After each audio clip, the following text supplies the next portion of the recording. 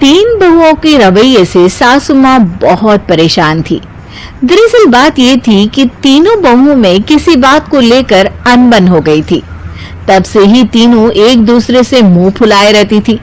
ना कोई सीधे मुंह किसी से बात करती, ना किसी का कहना मानती। पड़ोसी भी इस बात को जानते थे और जाने कैसे कैसे बातें भी करते। इसीलिए सासू माँ ने तीनों बहुओं को तुरंत अपने कमरे में बुलाया। मैं कई दिनों से देख रही हूँ, तुम तीनों अलग अलग सारे काम कर रही हो। ये सब नहीं चलेगा, तीनों को मिलकर ही काम करना पड़ेगा। सास की बात सुनकर एकदम से बड़ी बहू बोल उठती है। नहीं मम्मी जी, मैं इन दोनों के साथ कुछ नहीं कर सकती। मैं इस घर की बड़ी बहू हूँ, फिर भी ये मेरा कहना बिल्कुल भी नहीं मानती। अरे जेठानी जी, जानबूझकर मुझे डबल काम करवाती है आप, और छोटी मुझसे टेढ़े मुंह ही बात करती है। इन दोनों के बीच हमेशा सैंडविच बन जाती है मेरी, और मैं हमेशा आलू की तरह बीच में मसली जाती हूँ। मम्मी जी, इन दोनों को लगता है कि मैं छोटी हूँ तो इनके पैरों तले दब जाऊंगी, लेकिन नहीं, मेरा भी उतना ही अधिकार है जितना इन दोनों का है। बड़ी आई दोनों मेरी चुगली करने के लिए, मुझे क्या कम समझ रखा है। तीनों बहू एक दूसरे से बहस करने लगती है और सास दोबारा ये देखकर टेंशन में आ जाती है और सबसे कहती है, चुप हो जाओ, अब से तुम तीनों सारे काम एक साथ करोगी। आंख बंद करके एक दूसरे की बात सुनोगी। तुम तीनों इस बात को गांठ बांध लो, वरना अगली छुट्टियों में तुम्हारा अपना मायके जाना कैंसिल।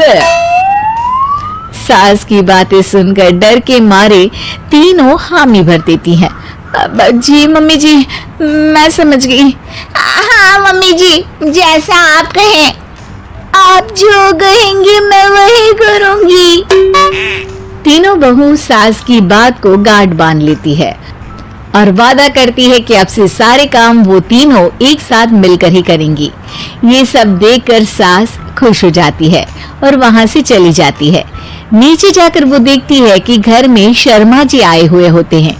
सास जोर से आवाज लगाकर कहती है, अरे बहू, जरा चाय बनाकर तो लाना, शर्मा जी आए हैं।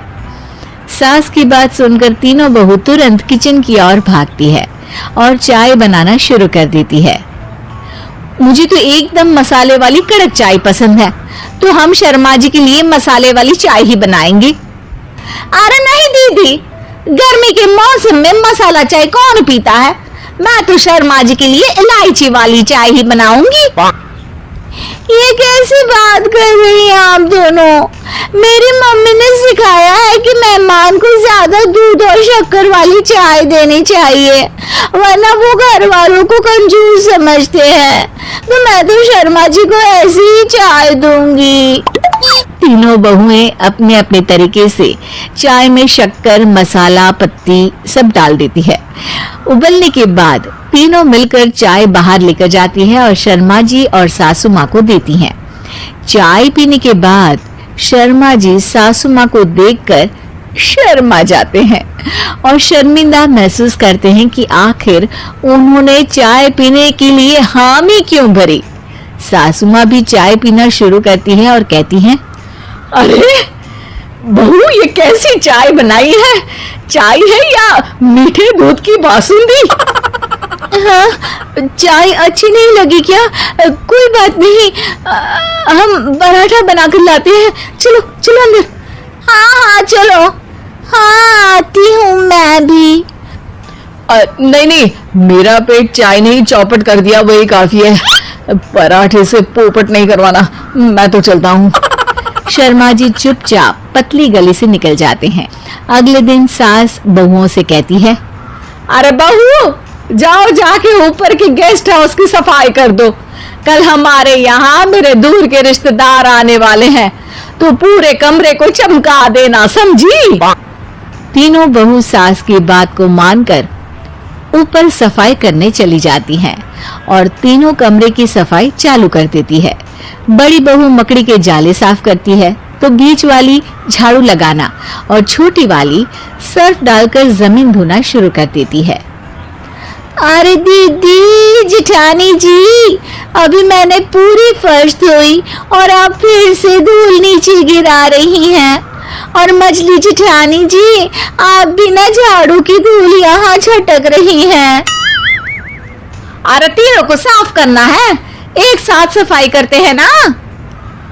अरे वही तो, हम साथ साथ हैं, घर साफ साफ है। तीनों बहू ऐसे ही काम में उलझ जाती है और 2 घंटे तक एक ही कमरे की सफाई करती रहती है। बहुत देर से अपनी बहुओं को ना देखने के कारण सास ऊपर कमरे में उन्हें देखने जाती है, लेकिन कमरे में घुसती ही वो गीली फर्श पर फिसलने के कारण नीचे गिर जाती है। ओरी मोरी मैया, हड्डी मरोड़ के रख दी। आए मेरी तो कमर ही टूट गई रे। तीनों बहुएं सास को उठाती हैं और बिस्तर पर सुला देती है। अरे मेरे हाथ पैर दर्द कर रहे हैं, दबा दो, आराम मिलेगा। हाँ जी माँ जी। अरे जी माँ जी। और तीनों बहुएं एक साथ सास के हाथ को दबाना शुरू कर देती है। माँ की तो चीख ही निकल जाती है और नतीजा ये होता है कि सास के बचे हुए शरीर में भी दर्द उठ जाता है। हाय राम, ये क्या कर दिया तुम तीनों ने। अरे मेरी तो किस्मत ही फूटी है कि तुम जैसी बहुएं मुझे मिली। हे भगवान, पूरे शरीर में दर्द बढ़ गया है। अब तो पता नहीं कि चल भी पाऊंगी या नहीं। माफ करो, मुझे गलती हो गई मुझसे कि तुम तीनों को एक साथ काम करने के लिए बोला। सोचा था तीनों मिलके अच्छे से काम करेगी, लेकिन बड़े बुजुर्ग सही कहते थे कि 3 तिगाड़ा कान बिगाड़ा। तुम लोगों ने ये बात ना आज साबित करके दिखा दी। तुम तीनों को तो समझाना यानी मानो भैंस के आगे बीन बजाना है। तुम्हें अकेले अकेले काम करना है ना, तो अब से तुम अकेले ही अपना अपना काम करो। तीनों बहुएं वहां से जाने लगती है। अरे कहाँ जा रही हो? आप ही ने तो कहा कि अपना अपना काम करो, तो मुझे मुल्तानी मिट्टी लगानी है। अरे मुझे भी तो नेल पॉलिश लगानी है। मुझे ना मेहंदी लगानी है। सास अपना सर पीट लेती है और कहती है, अरे मुझे भी लगाना है कुछ। क्या माँ जी? क्या माँ जी? क्या माँ जी? तुम्हारे घर वालों को फोन तुम्हारी हरकतें बताने के लिए। तो मेरे प्यारे दोस्तों, कैसी लगी आपको हमारी कहानी? कमेंट करके जरूर बताएं और इसे अपने दोस्तों के साथ शेयर करें। और हाँ, अगर आपने अभी तक हमारे चैनल को सब्सक्राइब नहीं किया तो जल्दी से नीचे लाल कलर का बटन दबाकर सब्सक्राइब करें और बेल आइकन दबाना ना भूलें, ताकि आप ऐसे ही नई मजेदार कहानियाँ देख सकें। तो दोस्तों, तब तक के लिए अपना ध्यान रखिए। धन्यवाद।